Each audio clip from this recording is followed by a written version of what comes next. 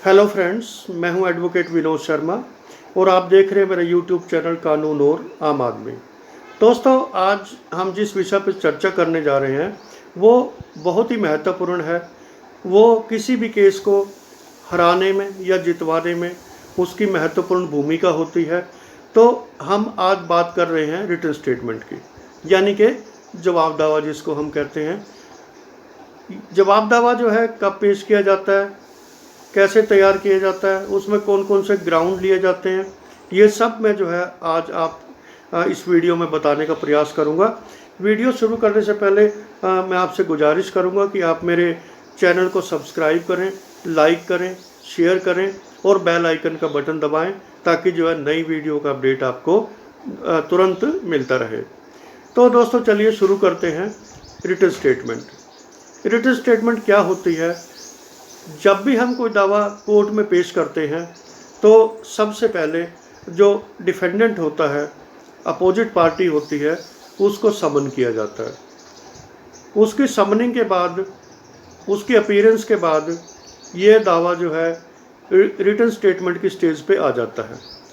यानी कि अगर मैं सरल भाषा में कहूँ कि अपोजिट पार्टी यानी डिफेंडेंट को इस दावे के बारे में क्या कहना है, उनकी क्या उस पर जो है उत्तर है, उनकी क्या प्रतिक्रिया है, ये जो है वो लिखित में अपने वकील साहब के माध्यम से जो है कोर्ट में पेश करते हैं।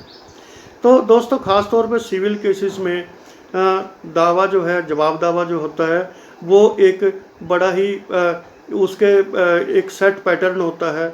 जो प्री ऑब्जेक्शंस होते हैं उसमें दावा जो है को जुटलाने के लिए, कि उसको जो है डिफीट करने के लिए रिटन स्टेटमेंट तैयार की जाती है।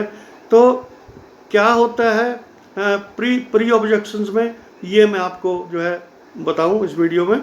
तो सबसे पहले जो डिफेंडेंट है वो अपनी रिटन स्टेटमेंट में कहेगा कि ये दावा जो है मेंटेनेबल नहीं है, मतलब जो है कि ये दावा ठहरे नहीं सकता, इसका कोई आधार नहीं है। दूसरा, वो कहेगा कि जो प्लेंटिफ है उसका कोई लोकस स्टैंडाई नहीं है, मतलब जो है उसके पास कोई ये कानूनी विकल्प नहीं है कि वो दावा जो है कोर्ट में ये इस रूप में पेश करे। एक और जो है प्री ऑब्जेक्शंस में आता है कि जिस कोर्ट में ये दावा पेश किया गया है उस कोर्ट के पास जुरिस्डिक्शन नहीं है इस दावे को सुनने के लिए या इसको डिसाइड करने के लिए। इसके अलावा दोस्तों, ये कहा जाता है जवाब दावे में कि ये दावा जो है बहुत ही बैड इंटेंशन से, फ्रॉडुलेंटली, फ्रिवलस ग्राउंड्स पे डाला गया है, इसलिए जो है इसको खारिज किया जाए और जो प्लेंटिफ है उस पर जो है हैवी पोस्ट लगाई जाए ताकि जो है वो झूठा दावा आगे ना पेश करे। तो दोस्तों, इसके अलावा जो है एक और ग्राउंड होता है कि जो प्लेंटिफ है वो एस्टॉप्ड है। एस्टॉप्ड है मतलब उसका कोई महत्व नहीं है इस दावे के संबंध में, और ये जो है he is estop to file and maintain, ना तो वो फाइल करने के लिए सक्षम है और ना ही इस दावे को जो है मेंटेन करने में सक्षम है। उसके पास जो है कानूनी विकल्प नहीं है इस चीज़ का, वो स्टॉप्ड है। इसके अलावा दोस्तों कि ये कहा जाता है कि ये दावा जो है जवाब दावा एक अब्यूज़ है प्रोसेस ऑफ लॉ का, कि हम जो है कानूनी जो व्यवस्थाएं दी गई हैं उसका हम दुरुपयोग कर रहे हैं और ये ऐसा झूठा दावा डालकर। और एक और बड़ी महत्वपूर्ण है जवाब दावे में पॉइंट होता है जो अमूमन हर उसमें लगाया जाता है जवाब दावे में, वो ये है कि प्लेंटिफ ने जानबूझकर मटेरियल फैक्ट्स कोर्ट में पेश नहीं किए।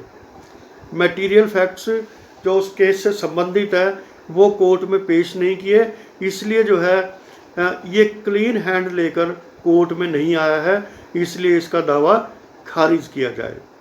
और दोस्तों, और भी कई चीज़ें होती हैं, जैसे ये है प्रॉपर जो है कोर्ट फीस नहीं लगाई गई, इसकी प्रॉपर जो सूट की वैल्यू है वो नहीं लगाई गई, और भी कई तरह से जो है इस तरह के प्री ऑब्जेक्शंस दिए जाते हैं। और ये रिक्वेस्ट की जाती है कोर्ट से कि इस दावे को जो है रिटन स्टेटमेंट के बेस पे ही जो है खारिज कर दिया जाए। इसके बाद बात आती है दोस्तों, रिटन स्टेटमेंट के दो पार्ट हैं, जैसे मैंने बताया, प्री ऑब्जेक्शंस और ऑब्जेक्शंस ऑन मेरिट। तो जो दूसरा पार्ट है ऑन मेरिट्स वाला, उसमें जो डिफेंडेंट होता है वो पैरावाइज आपकी जो प्लेंट है उसके पैरावाइज जवाब देता है कि ठीक है, पहली वाली बात हमने मान ली कि जो इन्होंने कहा है कि भाई मेरा नाम ये है, मैं इस गांव में रहता हूँ और मैंने ये केस डाला है, it's a matter of record, कि ठीक है भाई। लेकिन जो है जितने भी उसमें बाकी जो पैरा बने होते हैं, पॉइंट्स बने होते हैं, पॉइंट बाय पॉइंट जो है डिफेंडेंट के जो वकील साहब हैं वो पूरे दावे को खारिज करते हैं कि भाई ऐसा कुछ नहीं है, ऐसा कुछ नहीं है, ये डिनाई किया जाता है और हमें जो है ये रॉन्गली फंसाया जा रहा है। तो ये सब चीज़ें जो है उसमें पूरी फैक्ट्स जो है अपनी तरफ से बताने की कोशिश करते हैं डिफेंडेंट। तो रिटन स्टेटमेंट का जो है सिविल केसेस में बहुत महत्वपूर्ण होता है, बहुत महत्वपूर्ण रोल है, और ये किसी भी केस के लिए जो है एक बहुत ही क्रूशियल साबित होता है कि केस प्लेंटिफ के हक में जाता है या डिफेंडेंट के हक में जाता है। तो दोस्तों आज हमने बात की रिटन स्टेटमेंट के बारे में, और इसमें अंत में एक जो है प्रेयर की जाती है कि जवाब दावा जब बनाते हैं उसके एंड में एक प्रेयर की जाती है कि इट इज़ देयर फॉर प्रेड कि इस सूट को जो है, इस दावे को जो है डिसमिस किया जाए और प्लेंटिफ हैवी जो है कॉस्ट लगाई जाए ताकि वो आगे इस तरह का दावा पेश ना कर सके। और नीचे जो है उसके जो डिफेंडेंट हैं उनके नाम होते हैं। अगर एक डिफेंडेंट है तो एक नाम आएगा, अगर कई सारे डिफेंडेंट हैं तो उन सब के नाम आएंगे, और नीचे लिखा जाता है थ्रू काउंसिल, मतलब कि वकील साहब के जो है माध्यम से ये कोर्ट में दावा पेश किया जाता है। तो दोस्तों रिटन स्टेटमेंट जो है बहुत ही महत्वपूर्ण कंपोनेंट है किसी भी सिविल केस का, और हमें जो है रिटन स्टेटमेंट बनाते समय बहुत ही सावधानी बरतनी पड़ती है कि इसके पूरे फैक्ट्स जो है देने पड़ते हैं ताकि जो है हम प्लेंटिफ का जो के क्लेम्स हैं उनको डिनाई कर सकें, उनको जो है हटवा सकें, उसको खारिज करवा सकें। इसलिए जो है जो रिटन स्टेटमेंट का पार्ट है वो बहुत ही महत्वपूर्ण है, और रिटन स्टेटमेंट के पार्ट के बाद जो है केस फिर एविडेंस की स्टेज पर चला जाता है। तो दोस्तों आज की वीडियो में इतना ही।